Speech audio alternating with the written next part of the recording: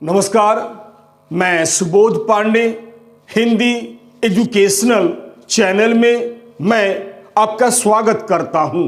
आज मैं आपके समक्ष आधुनिक हिंदी साहित्य के श्रेष्ठ कहानीकार व उपन्यासकार मुंशी प्रेमचंद द्वारा रचित बड़े घर की बेटी कहानी को लेकर उपस्थित हुआ हूं।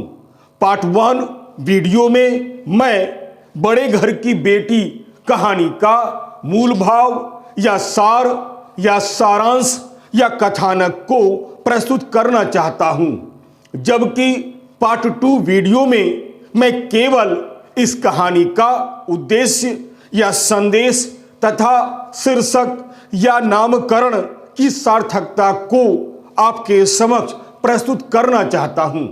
कहानी सम्राट व उपन्यास सम्राट मुंशी प्रेमचंद जी का सामान्य परिचय उनके द्वारा रचित 2 बैलों की कथा कहानी पर वीडियो बनाते वक्त मैं दे चुका हूं। विद्यार्थियों से मेरा यह अनुरोध है कि वे उनका सामान्य साहित्यिक परिचय वहीं से प्राप्त कर लें। यही नहीं, यदि आप उनकी अन्य रचनाओं पर बने हुए वीडियो के बारे में जानना चाहते हैं तो डिस्क्रिप्शन में मैं उसका लिंक दे चुका हूं। आप अपनी सुविधा के अनुसार उसे देख सकते हैं। तो आइए अब मैं आपके समक्ष पार्ट 1 वीडियो के रूप में मुंशी प्रेमचंद द्वारा रचित बड़े घर की बेटी कहानी का मूल भाव या सार या सारांश या कथानक को प्रस्तुत करता हूं। इसे आप ध्यान देकर सुनिएगा। मुंशी प्रेमचंद द्वारा रचित बड़े घर की बेटी कहानी का मूल भाव या सार या सारांश या कथानक। मुंशी प्रेमचंद हिंदी जगत के प्रथम मौलिक उपन्यासकार तथा युग प्रवर्तक साहित्यकार हैं। सच पूछा जाए तो मुंशी प्रेमचंद केवल आधुनिक हिंदी साहित्य के ही नहीं बल्कि विश्व साहित्य के एक महान कथाकार हैं। इन्हें कलम का सिपाही या कलम का जादूगर भी कहा जाता है। इन्होंने विशेषकर कथा साहित्य को जीवन का मुख्य अंग मानकर अपनी रचनाओं के माध्यम से मानव जीवन की विभिन्न समस्याओं को बड़े ही सुंदर ढंग से दिखलाने का प्रयास किया है। चाहे उपन्यास हो या कहानी, इन्होंने अपनी रचनाओं के माध्यम से जहां एक ओर समाज में रहने वाले निर्धन किसानों, मजदूरों, अबलाओं, विधवाओं के कारुणिक जीवन को बड़े ही सुंदर ढंग से दिखलाने का प्रयास किया है, वहीं दूसरी ओर पूंजीपतियों, जमींदारों, सेठ साहूकारों, महाजनों तथा अन्य प्रकार के शोषक वर्गों के शोषण को भी बड़े सुंदर ढंग से उजागर किया है। इनके उपन्यासों एवं कहानियों में सामाजिक तथा राष्ट्रीय चेतना भरी हुई है। कथा साहित्य की इन्हीं विशेषताओं के कारण विद्वानों ने इन्हें उपन्यास सम्राट तथा कहानी सम्राट के नाम से भी विभूषित किया है। बड़े घर की बेटी इनकी एक श्रेष्ठ, सुंदर एवं बहुचर्चित सामाजिक कहानी है। यह कहानी इनकी सर्वाधिक लोकप्रिय व प्रसिद्ध कहानियों में से एक कहानी है। कफन, पूस की रात, मंत्र, पंच परमेश्वर, बूढ़ी काकी, नमक का दारोगा आदि अन्य कहानियों के समान ही इस कहानी की काफी लोकप्रियता एवं प्रसिद्धि रही है। दरअसल इनकी यह कहानी एक साफ सुथरी तथा सरल भाषा में लिखी हुई एक सामाजिक यथार्थवादी कहानी है। बड़े घर की बेटी एक संयुक्त परिवार की कहानी है। बेनी माधव सिंह गौरीपुर नामक गांव के एक प्रतिष्ठित जमींदार थे। कहा जाता है कि किसी समय उनके पितामह बड़े ही धन्य धान से संपन्न व्यक्ति थे। गांव का पक्का तालाब और मंदिर उन्हीं के कीर्ति स्तंभ थे। परंतु समय के साथ साथ उनकी आर्थिक स्थिति काफी खराब हो गई। अब तो उन चीजों की मरम्मत भी मुश्किल हो गई थी। कारण एक जमींदार होने की वजह से आधी से अधिक संपत्ति मुकदमों में व्यय हो चुकी थी। यानी वे अपनी आधी से अधिक संपत्ति वकीलों को भेंट कर चुके थे। उनकी वर्तमान आय 1000 रुपये वार्षिक से अधिक न थी। बेनी माधव सिंह के 2 बेटे थे। बड़े का नाम श्रीकंठ सिंह था और छोटे का नाम लाल बिहारी सिंह था। श्रीकंठ सिंह बहुत ही परिश्रमी थे। वे बीए पास थे। उन्होंने बीए की डिग्री बहुत परिश्रम कर प्राप्त की थी, जिसके कारण वे बहुत ही कमजोर दिखलाई देते थे और चेहरा भी कांतिहीन हो गया था। फिलहाल वे एक दफ्तर में नौकर थे। पढ़े लिखे होने पर भी श्रीकंठ सिंह पाश्चात्य सभ्यता संस्कृति के विशेष प्रेमी न थे, बल्कि भारतीय सभ्यता संस्कृति के पोषक थे। दशहरे के दिनों में वे बड़े ही उत्साह के साथ रामलीला में सम्मिलित होते थे और स्वयं किसी न किसी पात्र का अभिनय भी किया करते थे। प्राचीन सभ्यता का गुणगान उनकी प्रकृति का प्रधान अंग था। सम्मिलित कुटुंब के तो वे एकमात्र उपासक थे। आजकल स्त्रियों को कुटुंब में मिलजुल कर रहने की जो अरुचि उत्पन्न होती है, उसे वह जाति और देश दोनों के लिए हानिकारक समझते थे। यही कारण था कि गांव की ललनाएं उनकी निंदक थी। कोई कोई तो उन्हें अपना शत्रु समझने में भी संकोच नहीं करती थी। स्वयं उनकी पत्नी यानी आनंदी को इस विषय में उनसे विरोध था। यह इसलिए नहीं कि उसे अपने ससुराल वालों से बिल्कुल प्रेम नहीं था, बल्कि उसका विचार था कि बहुत प्रयास करने पर भी यदि परिवार में सुख शांति न बना रह सके, एक साथ निर्वाह न हो सके, तो आए दिन के कलह से बचने और जीवन को नष्ट करने की अपेक्षा अच्छा यही है कि हम अपनी खिचड़ी अलग पकाएं। जबकि लाल बिहारी सिंह दोहरे बदन का एक सजीला जवान था। वह बहुत ही आकर्षक था। भैंस का 2 सेर ताजा दूध सुबह उठकर पी जाता था। वह कसरत करने का भी शौकीन था। श्रीकंठ सिंह की पत्नी का नाम आनंदी था, जो भूप सिंह की बेटी थी। भूप सिंह एक छोटी सी रियासत के तल्लुकदार थे। आनंदी एक अत्यंत ही रूपवती तथा गुणवती कन्या थी। आनंदी उनकी चौथी कन्या थी। एक दिन श्रीकंठ सिंह भूप सिंह के पास चंदा मांगने आए। भूप सिंह श्रीकंठ सिंह से मिलकर बहुत अधिक प्रभावित हुए।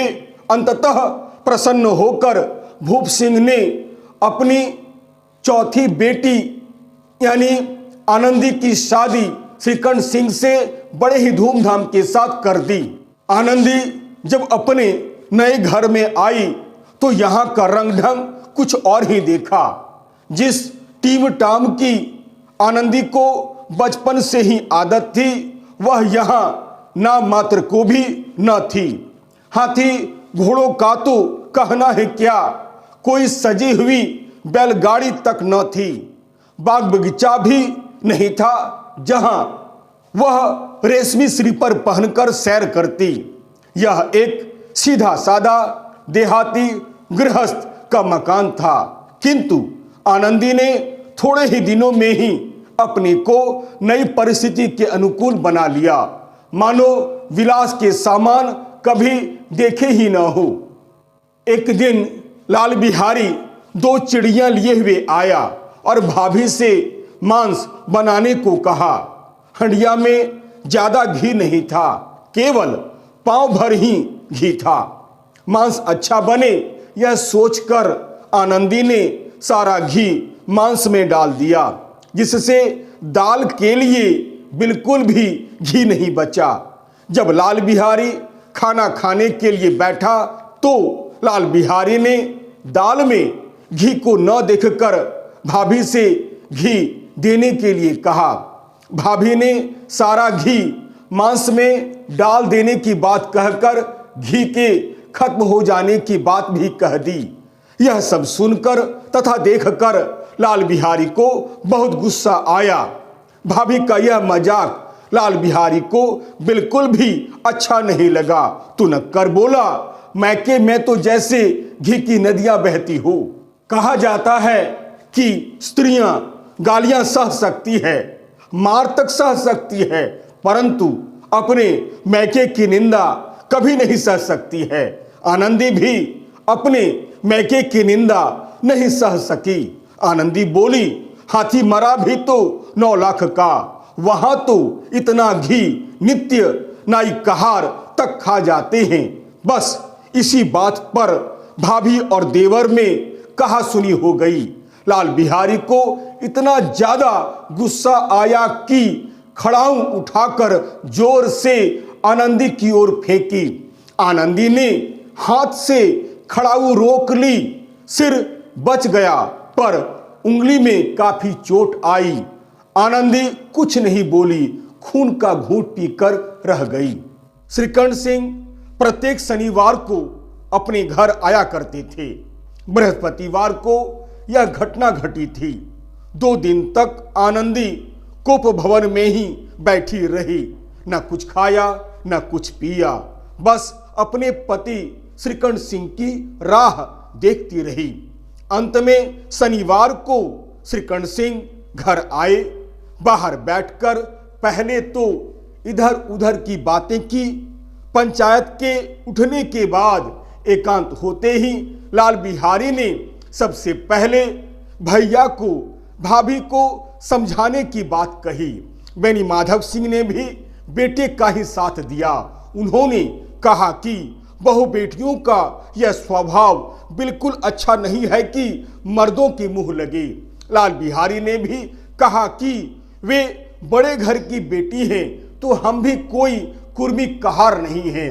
अर्थात पिता व भाई ने पत्नी यानी आनंदी को समझाने की बात कहकर ठीक से व्यवहार करने के लिए भी कहा। श्रीकंठ सिंह कुछ भी समझ नहीं पाए कि आखिर सबके रहते हुए घर में कौन सी घटना घटी है।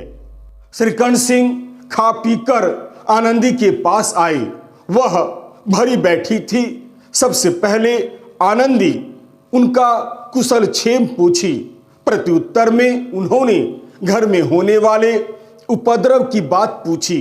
पूछने पर पत्नी झुंझला उठी, फिर अंगुली की चोट दिखलाकर घर में घटी पूरी घटना का वर्णन कर दिया।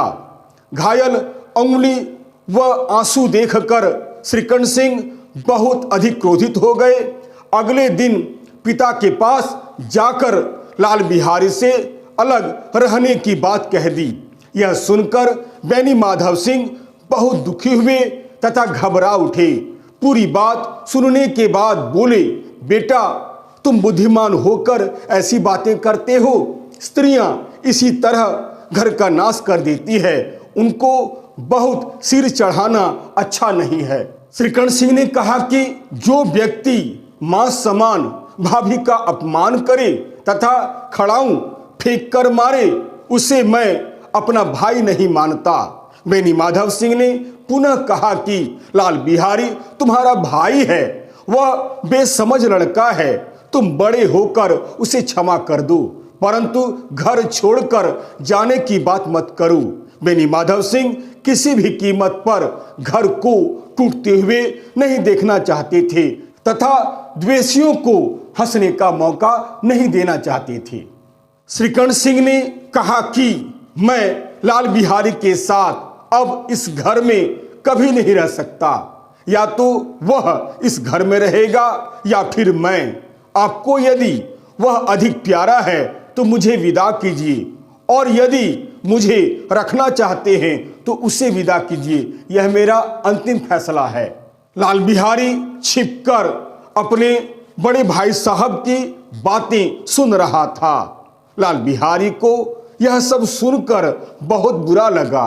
वह पछताने लगा, वह फूट फूट कर रोने लगा। लाल बिहारी अपने बड़े भाई साहब का बहुत सम्मान करता था।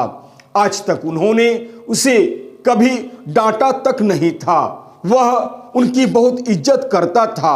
वह अपने अपराध के लिए मार तक खा सकता था, परंतु वह यह नहीं सुनना चाहता था कि बड़ा भाई उसका मुंह नहीं देखना चाहता है। या तो वह इस घर में रहे या फिर श्रीकंठ सिंह रहे। श्रीकंठ सिंह अपने छोटे भाई के लिए हमेशा कुछ न कुछ उपहार अवश्य लाया करते थे। मुकद्दर की जोड़ी उन्होंने ही बनवा कर दी थी।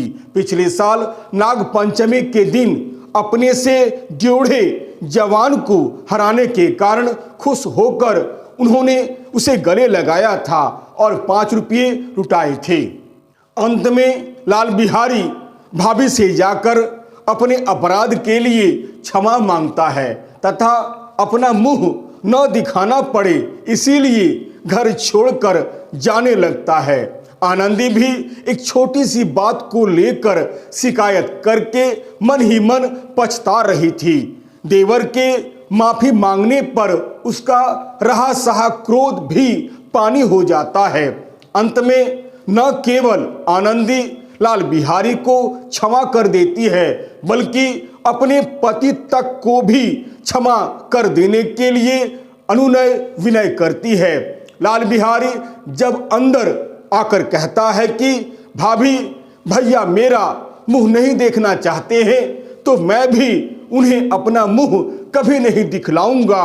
मैं अब इस घर में कदापि नहीं रहूंगा। यह सब सुनकर तथा देखकर एवं आनंदी के बार बार समझाने पर श्रीकंठ सिंह का हृदय भी पिघल जाता है तथा उसे क्षमा कर देता है और फिर अपने भाई को गले लगा लेता है। अंत में दोनों भाई फूट फूट कर खूब रोए और गले मिले। श्रीकंठ सिंह ने लाल बिहारी को इन सब बातों को सदा सदा के लिए भूल जाने की बात कहा। पिता ने जब यह दृश्य देखा तो खुश होकर बोले, बड़े घर की बेटियां ऐसी ही होती है जो बिगड़ता हुआ काम बना लेती है। गांव भर में जिसने भी यह घटना सुनी आनंदी की प्रशंसा की और कहा, बड़े घर की बेटियां ऐसी ही होती है जो बिगड़ता हुआ काम चुटकियों में सुलझा देती है। यह कहानी यहीं समाप्त हो जाती है। यदि आपको यह वीडियो अच्छा लगता है तो इसे लाइक अवश्य करें। अपने सगे संबंधियों को भी इसे शेयर करना बिल्कुल नहीं भूलें। और हाँ, चलते चलते मेरे इस वीडियो को, मेरे इस चैनल को आप अवश्य सब्सक्राइब करें। याद रखिएगा, मेरा यह चैनल एक प्रकार से एक एजुकेशनल चैनल है। मैंने इस चैनल का निर्माण विद्यार्थियों के हित को ध्यान में रखकर ही बनाया है। अतएव लाइक, शेयर और सब्सक्राइब करना बिल्कुल नहीं भूलें। और हाँ, यदि मेरे इस वीडियो में अगर आपको कहीं भी किसी प्रकार की कोई त्रुटि या कोई कमी नजर आती है तो सप्रमाण कमेंट्स अवश्य करें ताकि मैं उन गलतियों को सुधार सकूं और आपके सामने एक बहुत ही सुंदर छात्रोपयोगी वीडियो बनाकर प्रस्तुत कर सकूं। तब तक के लिए नमस्कार, धन्यवाद।